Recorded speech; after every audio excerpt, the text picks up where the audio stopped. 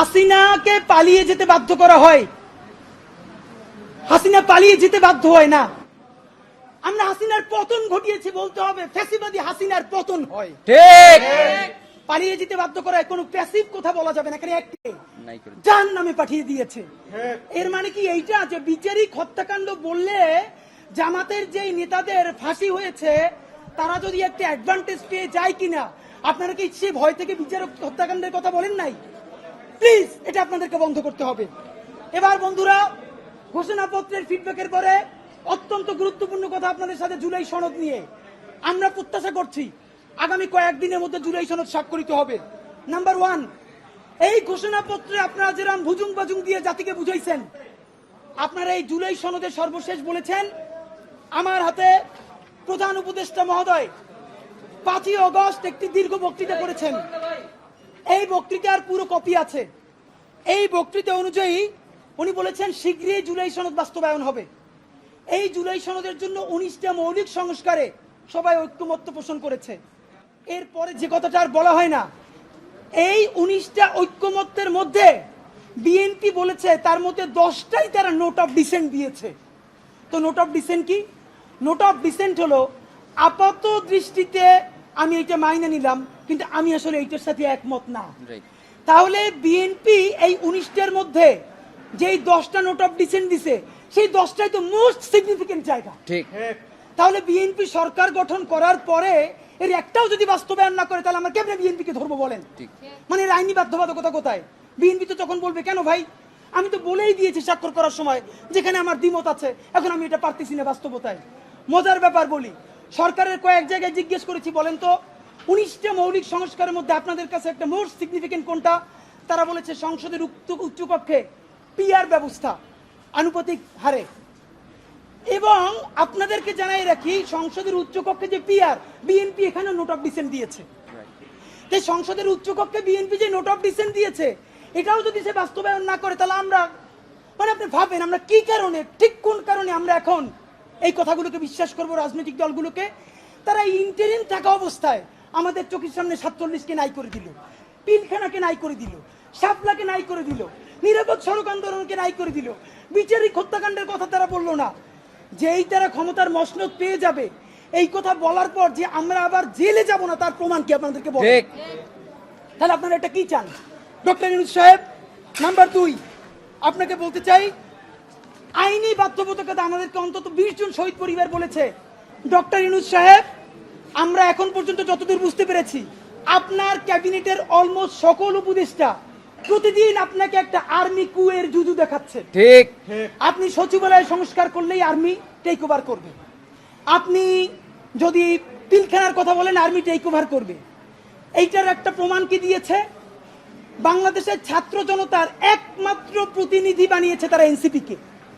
প্রধান উপদেষ্টা কান খুলে শুনে রাখেন, এনসিপি একটা রাজনৈতিক শক্তি, কিন্তু কোটি কোটি জুলাই যোদ্ধাদের একমাত্র মুখপাত্র তারা নয়। এনসিপি সমাবেশ করলে লোক কম হয় এর মানে এই না যে মানুষ জুলাই ভুলে গেছে অথবা জুলাইয়ের রক্তের সাথে সে গাদ্দারি করার কাউকে অনুমতি দিছে। ঠিক। বরং এনসিপির সাথে লোক কম হয় এর বড় বাস্তবতা হলো তারা মনে করে বিএনপি বা জামাতে ইসলামী ঠিক যেভাবে জুলাইকে বিভিন্নভাবে বিজনেসের মডেলে নিয়ে এসেছে এনসিপিও এখন সেটাই করছে, তাই তারা এনসিপির সমাবেশে আসে না। ঠিক। কিন্তু এই মানুষ, কোটি কোটি মানুষ এখন পর্যন্ত রাস্তায় নামতে প্রস্তুত যদি আপনি একটা বিপ্লবী ভাষণ দিয়ে জনতার পক্ষে সংস্কারের আপার হ্যান্ড নিয়ে নিতে পারেন। প্রধান উপদেষ্টা আপনাকে বলি, আপনার উপদেষ্টারা সারাক্ষণ জুজুর ভয় দেখায় না? আপনারে বলি একটু কান দিয়ে শুনেন, যদি ওয়াকার সাহেবের এবং আর্মি জেনারেলদের সাহস থাকে, আই রিপিট সাহস থাকে, একটা কুক ওইটি দেখাইতে বলেন। ঠিক ভাইরা, ব্যাপারটা এমন না। লিথাল উইপেন যখন চলে তখন পুলিশের উইপন আর আর্মির উইপেনের পার্থক্য থাকে না, প্রত্যেকটাই জীবন কাইরে নেয়। এই মাত্র একটা বছর আগে আমাদের হাজারো হাজারো শহীদ যেই গুলিতে শহীদ হয়েছে এর চেয়ে দামি গুলি তো আর্মি আমাদের উপরে ব্যবহার করতে পারবে না। আপনি মনে রাখেন, এই ওয়াকার সাহেব অথবা আর্মি যদি কোনো কু করার চেষ্টা করে জনগণ গিয়া ক্যান্টনমেন্টের ইট খুঁজে নিয়ে আসবে। ইট একটা ইট ক্যান্টনমেন্টে আস্থা থাকবে না, আপনি যাইকে রাখেন। আপনি কারে ডরান? আপনি ভোট নেন, মিনিমাম 100 রিক্সাওয়ালার সাথে কথা বলেছি গতকাল পর্যন্ত, প্রত্যেকে বলে এই উপদেষ্টাদেরকে তারা বিশ্বাস করে না, কিন্তু ইনুস বেড়া ভালো। এর মানে সারা বাংলাদেশের জুলাই যোদ্ধারা, জুলাইয়ের পক্ষের শক্তিরা আপনার মুখটা দেখা এখন পর্যন্ত এই সরকারের একটা হাত ধরে রাখছে। কিন্তু এই উপদেষ্টাদের কেউ কেউ ইতিমধ্যে রাজনৈতিক দল যারা সামনে ক্ষমতায় আসবে তাদের সাথে নেগোসিয়েশন করে কেউ সামনে আইনমন্ত্রী হবে, কেউ অন্যান্য মন্ত্রী হবে, কি কি হবে এইটা পাকাপোক্ত কইরা এখন তাদের জবানে আমাদের ঘোষণাপত্র লিখে দেয়। ঠিক। এখন সেই ক্ষমতায় যারা আসবে সেই দলের মুখপাত্র হয়ে তারা এই সরকারের মধ্যে কাজ করে। প্রধান উপদেষ্টা, আপনার একটা কথা বলি, আমরা আগেও বলেছি এই সরকারের সকল উপদেষ্টার এক পা অন্য দেশে, বিপদ হইলে ভাইগে যাবে, কিন্তু আমরা দৃঢ়ভাবে বিশ্বাস করি আপনি ভাগবেন না। এর প্রমাণ, আপনি যদি ভাগতেন পৃথিবীর কোন দেশ আপনারে রাখতে চায় না বলেন? তাহলে হাসিনার আমলেও 10 তলা বিল্ডিং বাইয়া আপনার আদালতে হাজিরা আপনি দিতে আসতেন না। ঠিক। আপনি তখনই বিদেশ থাকতে পারতেন। আপনি এই দেশে থাকতে চান বলেই আপনি আসছেন, আমরা বিশ্বাস করতে চাই। মাননীয় প্রধান উপদেষ্টা, আপনি বাঁচবেন কয়দিন বলেন? আপনার এত বয়স হয়েছে, বাংলাদেশের গড়ায় উঠছে প্রায় 20 বছর বেশি পাচ্ছেন। আমার বাপে 63 বছর বাচ্চা, তার চেয়ে আপনি প্রায় 20 বছর বেশি। মাঝে মধ্যে মৃত্যু অধিক। মাননীয় প্রধান উপদেষ্টা, ঠিক। আপনি যখন আপনি একটা গবেষণা করেন 40 মিনিটের বক্তৃতা, রিক্সা চালক, ভ্যান চালক, সবজি বিক্রেতা, বিশ্ববিদ্যালয়, এইবার যে আপনার এই বাংলাদেশের পক্ষে হৃদয় নিংড়ে ভালোবাসা, আপনি যখন বক্তৃতা করেন আপনার চেহারা আর্টিফিশিয়াল ছাপ, ইদানিং আপনি স্ক্রিপ্ট দেখে দেখে বক্তৃতা করেন, এগুলো আমরা চাই না। মাননীয় প্রধান উপদেষ্টা, আপনার অন্তরে যা আছে, আপনার যে বাধ্য করে তার কথা বইলে দেন না। আপনারা কি করবে বলেন? আপনার খুন করবে। আপনি প্রায় 80 বছর বাঁচছেন, আর কয় বছরই বা বাঁচবেন? আপনি কি করে? আপনাকে যদি হত্যা করা হয়, কিন্তু সেই রক্তের বিনিময়ে যদি আপনি শহীদদের রক্তের বিনিময়ে নতুন বাংলাদেশ গড়ে যেতে পারেন, আগামী 1000 বছর বাংলাদেশের মানুষ নামাজে প্রার্থনায় আপনার জন্য শুধু দোয়া করবে। ঠিক। বুড়ো মানুষটা থেকে শুরু করে শিশু আপনার বক্তৃতা শুনে মাননীয় উপদেষ্টা কতক্ষণ জানেন? যতক্ষণ আপনি জুলাইয়ের জবানে কথা বলেন। কিন্তু যেই রাজনৈতিক দলের কাছে কোন ধরনের সংস্কার ছাড়া আপনি নির্বাচনের কথা বলতেছেন, আপনি কি কি বলছেন আপনার একটু পইরা শুনাই। আপনার ঘোষণাপত্র থেকে অল্প কয়েক জায়গা মার্ক করে নিয়ে আসছি। মাননীয় প্রধান উপদেষ্টা, আপনি বলছেন যে সামনের নির্বাচনে, এবারের নির্বাচন যেন আনন্দ উৎসবের দিক থেকে, শান্তি শৃঙ্খলার দিক থেকে, ভোটার উপস্থিতির দিক থেকে, সৌহার্দ্য আন্তরিকতার দিক থেকে দেশের ইতিহাসে স্মরণীয় হয়ে থাকে, এই সকল আয়োজন করা হবে। মাননীয় প্রধান উপদেষ্টা, 6 মাস বাকি আছে। এই 6 মাসের মধ্যে আপনি এই উদযাপন কেমনে করবেন?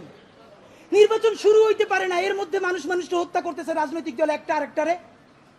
তাহলে এই আমলা, এই পুলিশ, যেই পুলিশ রাজনৈতিক দলের ছত্রছায়া আবার হত্যাকাণ্ড ঘটাবে, আপনি তার দিয়ে কেমনে পারবেন? প্লিজ আপনার এই বৃদ্ধ কাঁধে রাজনৈতিক দলগুলোর বন্দুককে রাখতে দিয়েন না। আপনি না পারলে কুইট করেন, ওরা নিজেরা বুঝে খাক। কিন্তু রাজনৈতিক দলের একমাত্র মুখপাত্র হইয়া বাংলাদেশের মুখপাত্র থেকে আপনি বিদায় নিয়েন না। আপনি নির্বাচনের কথা বলছেন, আমরা খুশি হয়েছি, কিন্তু ইতিহাসের স্মরণীয় নির্বাচন করার রোডম্যাপ কোথায়?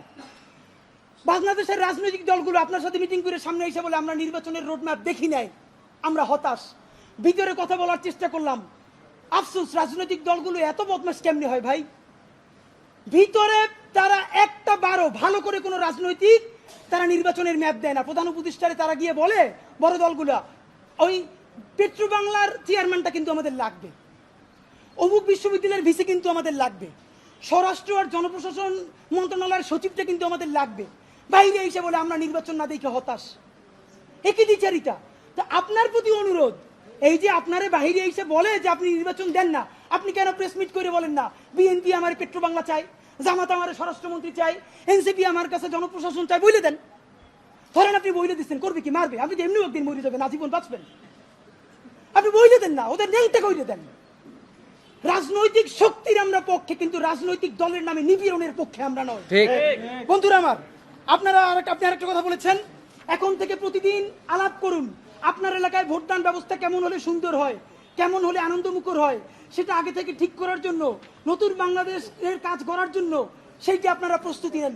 মাননীয় উপদেষ্টা, যমুনায় বললে হবে না, এলাকায় গিয়ে যদি এই আলাপ শুরু করি, আমার পিটাইয়া ছালবাকল উঠেই আবার ঢাকায় পাঠাইবে। ঠিক। ঢাকার এলাকা কিন্তু এক না। এলাকায় সেই পরিবেশ আপনি তৈরি করতে পারছেন?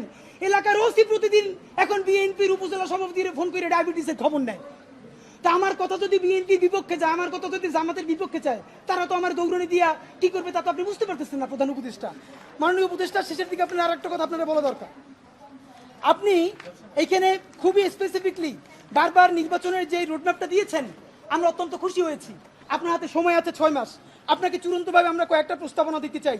নাম্বার 1, এই 6 মাসের মধ্যে আপনি একটা আপার হ্যান্ড নেবেন।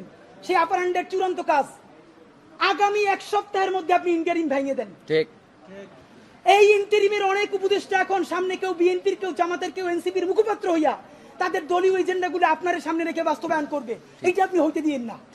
আপনি অতি জলদি যেই নির্বাচনটা উপহার দিতে চান তার জন্য ইন্টারিম ভেঙে দেন এবং অতি দ্রুত তত্ত্বাবধায়ক সরকার ঘোষণা করেন। এই ইন্টারিম ভেঙে দিয়া আপনি প্রধান হইয়া আপনি তত্ত্বাবধায়ক সরকার ঘোষণা করেন। আগামী 6 মাস মাননীয় প্রধান উপদেষ্টা, এটা অনেক অনেক বেশি ইনাফ, মোর দ্যান ইনাফ এই দেশে পাল্টাই দেওয়ার জন্য। আপনি কিছু বিপ্লবী সিদ্ধান্ত নেন।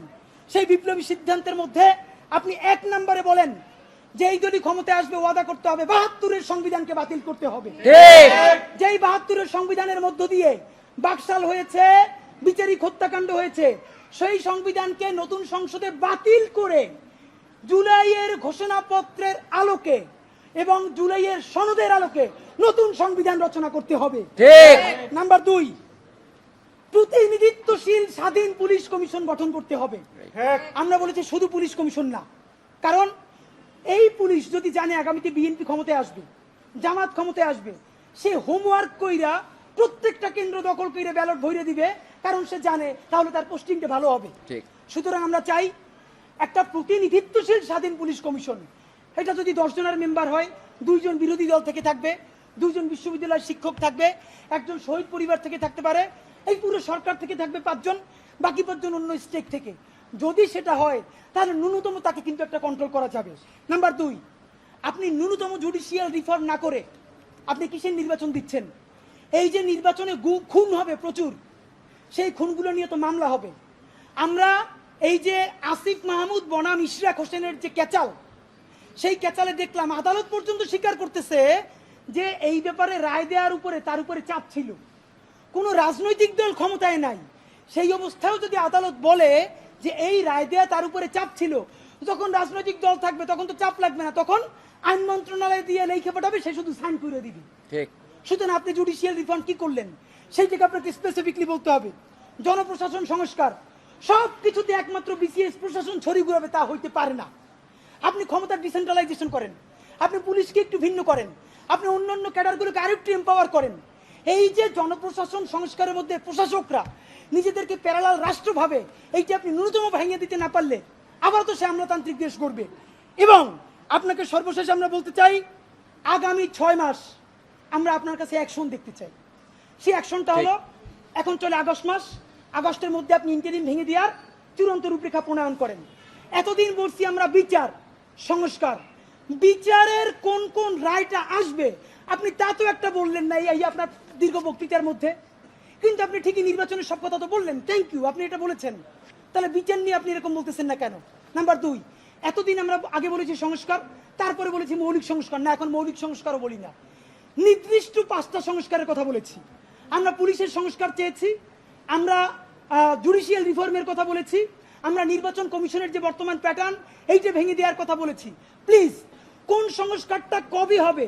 নির্বাচনের আগে যদি আপনি একটা সংস্কার নিজে করে দেখাতে না পারেন, তাহলে বলেন প্রবাস থেকে লক্ষ টাকা প্লেন ভাড়া দিয়া বাংলাদেশের মানুষ কেন ভোট দিতে আসবে বলেন? সে তো জানে একটা সংস্কার আপনি করতে পারেন নাই। এই যে ভোট দিয়ে যাবে যারা ক্ষমতায় যাবে, তারা ঠিকই আগর কাটামতে সব 91 যেরকম তারা চুক্তি ভঙ্গ করেছে, চুক্তি ভঙ্গ করে আবার ফ্যাসিবাদ কায়েম করবে। শুধু শুধু সে কেন তো এসে ভোট দিতে আসবে বলেন?